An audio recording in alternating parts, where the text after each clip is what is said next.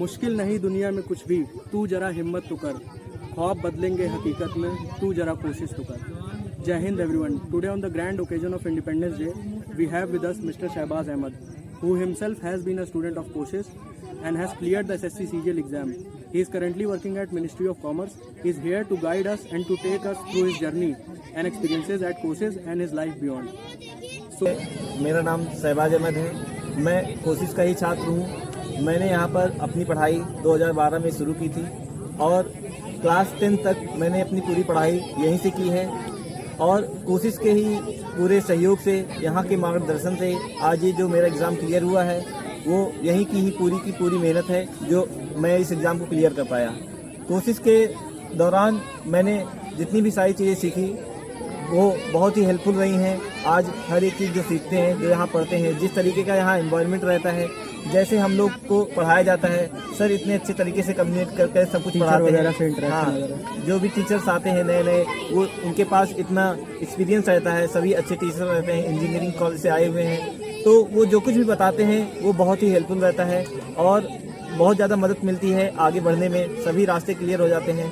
Sir लोग, जब मैं यहाँ पर आया तो मुझे यहाँ पर चीज़ें पता चली कि क्या करना होता है, कैसे पढ़ना होता है और हर एक फील्ड के बारे में जानकारी हुई। जैसे कि हम लोग गांव से आते हैं तो गांव का इन्वायरमेंट उतना अच्छा नहीं रहता है कि वहाँ पर चीज़ें प्रॉपर पता चल पाए, तो बच्चों को एक गाइडेंस की ज़रूरत होती है और अगर वही गाइडेंस उनको शुरुआत में मिल जाती है तो बच्चे बहुत आगे जाते हैं। और यही चीज़ मेरे लिए बहुत ही ज़्यादा हेल्पफुल रही है, क्योंकि मैंने यहाँ पर जब पढ़ाई शुरू की तो उसके पहले मुझे ज़्यादा कुछ चीज़ें नहीं पता थी। जब मैं पहली बार यहाँ आया तो मुझे पता चला अच्छा इंजीनियर कैसे बनते हैं, डॉक्टर कैसे बनते हैं, या जो बड़े बड़े लोग होते हैं वो पढ़ाई के माध्यम से कैसे जाते हैं, क्या चीज़ पढ़ते हैं, कैसे पढ़ते हैं, क्या पढ़ना रहता है। तो यहाँ पर आकर हमको सारी चीज़ें पता चली और टीचर्स लोग हमें बताते गए, तब जाके क्लियर हुआ कि अच्छा इस तरीके से पढ़ना चाहिए, ये चीज़ें करनी चाहिए। तो हमेशा जो गाइडेंस रही है कोशिश की, वो तो एक अलग ही तरीके का यूनिक ही चीज़ है मेरे लिए कि मैं कोशिश का एक स्टूडेंट हूँ। मुझे इसमें बहुत ही गर्व फील होता है कि मैं कोशिश का स्टूडेंट हूँ और मुझे इतने अच्छे अच्छे टीचर्स लोग मिले हैं।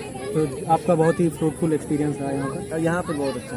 आगे बढ़ते हुए मैं आपसे यह पूछना चाहूँगा कि आपके लाइफ के कुछ इंटरेस्टिंग इवेंट्स जो आपने कोशिश के दौरान टीचर्स के साथ कुछ शेयर किए हों वो। वैसे तो कोचिंग के साथ मेरी बहुत सारी यादें जुड़ी हुई हैं और मैं यहाँ का जो ये ग्राउंड है, ये हमेशा जब भी आज भी आंखें बंद करते हैं तो पूरा ग्राउंड आता है। ये इस ग्राउंड पे एक पॉजिटिव एनर्जी है, क्योंकि यहाँ पर जब आते हैं तो वो मोटिवेशन मिलता है, वो एनवायरनमेंट मिलता है कुछ करने का। सर लोग जिस तरीके से बताते हैं, कहते हैं, तो वो बहुत ही ज़्यादा हेल्पफुल रहता है। और मैं जब यहाँ पर आया तो ये जो ग्राउंड है, हम लोग डेली आ जाते थे, टाइम से पहले आ जाते थे। यहाँ पर बैठना, इस तरीके से बोर्ड पर बैठ के पढ़ना, सर लोग इतना इंटरेस्टिंग तरीके से बताते थे, उस चीज़ को सीखना और रेगुलर उस चीज़ को करते रहना। सबसे बड़ी चीज़ यहाँ की क्या है, वो चीज़ जो हमें लगती है कि जब बच्चा एक बार यहाँ आने लगता है तो उसका जो फ्लो है वो अपने आप ही हो जाता है। मतलब वो फिर सोचता ही नहीं कि हम अगले दिन नागा करें या फिर ना जाएं, वो डेली आना ही चाहता है, क्योंकि वो इन्वायरमेंट ऐसा मिलता है। सर लोग का प्यार ऐसे रहता है कि वो बताते हैं कि अच्छा, तो खुद ही मन करता है कि नहीं कल जाना है कोशिश, वहाँ पर बहुत अच्छा लगता है, क्योंकि यहाँ पर बहुत सारी एक्टिविटीज़ होती हैं, समय समय पर खेल भी कराया जाता है, कंपटीशन भी होता है। तो ये रहता है कि अच्छा आगे आना है, कंपटीशन करना है, खेल में आगे आना है, पढ़ाई में, तो ये बहुत ही अच्छा लगता है। यहाँ का इन्वायरमेंट अलग ही है। और मुझे एक इंटरेस्टिंग फैक्ट ये लगता है कि जैसे कहते हैं कि आप कोई चीज़ अगर पूरे दिल से चाहें तो वो आपके जहन में हमेशा ज़िंदगी भर के लिए रह जाती है। तो मुझे ऐसा लगता है कि मैं पहली बार जब क्योंकि मैं छोटे से गांव में स्कूल में पढ़ रहा था तो मुझे बड़े स्कूल के बारे में उतनी नॉलेज नहीं थी। तो एक बार ऐसा हुआ कि हम लोग को मौका मिला जाने के, केनाइटी हॉल के अंदर जाने का मौका मिला। तो मैं पहली बार वहाँ पे गया और बीटेक हॉल में गया तो मैंने वहाँ देखा अच्छा इतना बड़ा क्लासरूम होता है, इतने बड़े बड़े बोर्ड होते हैं। और मुझे आज भी याद है कि उस दिन हमको पढ़ाया गया था डेसिमल का जोड़ घटाओ। वो चीज़ें आज भी मुझको याद है कि अच्छा उस बोर्ड पे ये चीज़ें पढ़ाई गई थी और मैंने किस तरीके का कपड़ा पहना हुआ था। तो सारी चीज़ें मुझे याद है उस दौरान। कोशिश के साथ बहुत सारी यादें जुड़ी हुई हैं। ये बगल में हम लोग की क्लास 10th में थे तो एक्स्ट्रा क्लासेस चलती थी, तो यहाँ पर हम लोग बड़े बड़े पत्थर थे, हमारा जो ग्रुप था हम लोग 2 बजे ही आ जाते थे और पूरा ग्रुप मिलकर शाम तक पढ़ाई करते थे। उसके बाद सर आते थे, जितने भी डाउट्स हम लोग के रहते थे वो क्लियर करते थे, अगले दिन का भी सब कुछ देते थे। तो यहाँ का एक अलग ही एक्सपीरियंस रहा है मेरे लिए। अगला प्रश्न यह है कि आपकी प्रिपरेशन के दौरान आपने क्या क्या प्रॉब्लम्स फेस की या आपने कैसे कोचिंग की, क्या किया? प्रिपरेशन के दौरान सबसे पहले तो माध्यमिक मैंने गांव से ही प्राप्त की। उसके बाद मैं क्लास 6 से कोशिश से ही जुड़ गया। उसके बाद मुझे प्रॉपर हर एक चीज़ की नॉलेज होता गया, चीज़ें बताई गई कि कैसे क्या पढ़ना है, तो उतना ज़्यादा दिक्कत नहीं हुई। फिर मैंने क्लास 10 तक यहीं से ही प्राप्त किया, मैंने यहीं से ही पढ़ा और मैंने क्लास 10 में 80% गेन किए कोशिश की ही मदद से। कोशिश की पूरी मेहनत रही जो हम लोग को इतना आगे लेके गई। उसके बाद प्रॉब्लम जैसे कि उसके बाद मैंने जो भी पढ़ा तो ये होता है कि एक स्टूडेंट के लिए प्रॉब्लम होती है कि टाइमिंग का मैनेजमेंट करना, समय से अपना सिलेबस को कंप्लीट करना और सोशल मीडिया डिस्ट्रैक्शन और आप कंटिन्यूटी बनाए रखना। तो इन सब चीज़ों की छोटी छोटी प्रॉब्लम्स आती है, लेकिन वही है कि अगर आपका हौसला, अगर आपको प्रॉपर गाइडेंस मिल रही है तो आपको कोई भी दिक्कत रोक नहीं सकती है, आप आगे जाएंगे ही जाएंगे। पार्ट की ओर बढ़ते हैं, तो आप अगर अपनी हॉबीज़ के बारे में हमारे साथ कुछ शेयर करना चाहें। वैसे तो मेरी हॉबीज ज़्यादातर ये है कि पढ़ना, पढ़ाना और मूवीज़ देखना। मुझे इन एक्टिविटीज़ में बहुत ज़्यादा मज़ा आता है।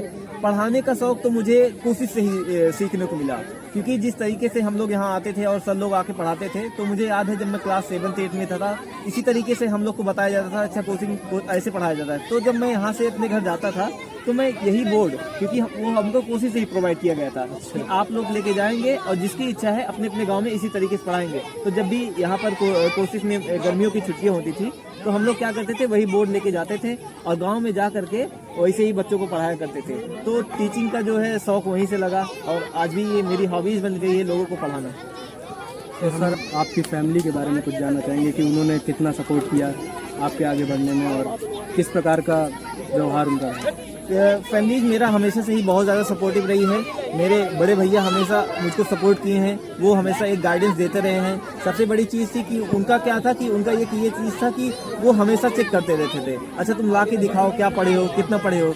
तो जो अंदर एक पेरेंट्स का डर भी रहता था कि अच्छा ये चीज़ दिखाना ही है। आपसे अगला प्रश्न यह है कि आप अपनी लाइफ जो पहले थी और आप कोशिश ज्वाइन करने के बाद उसमें कोई चेंज देखते हैं जो आप हमारे साथ शेयर करना चाहें। हाँ, इसमें तो बहुत सारी चेंजिंग हुई है। जैसे कि हम लोग गांव के हैं तो जब तक कोशिश नहीं ज्वाइन किए थे तो प्रॉपर वो इन्वायरमेंट नहीं मिल पा रहा था, वो नॉलेज नहीं मिल पा रही थी कि अच्छा क्या चीज़ पढ़ना है, क्या चीज़ करना है। लेकिन यहाँ आने के बाद ही सारी चीज़ें चेंज हो गई, क्योंकि यहाँ पर इन्वायरमेंट अच्छा मिला, टीचर्स जो भी आए वो सारी चीज़ें बताने लगे, कोशिश के ही हेल्प से सारी चीज़ें पता चलने लगी, जिससे ये हुआ कि आगे के रास्ते क्लियर हो गए कैसे करने हैं। तो उसमें तो बहुत ज़्यादा चेंजिंग आई है कोशिश में ज्वाइन करने के बाद।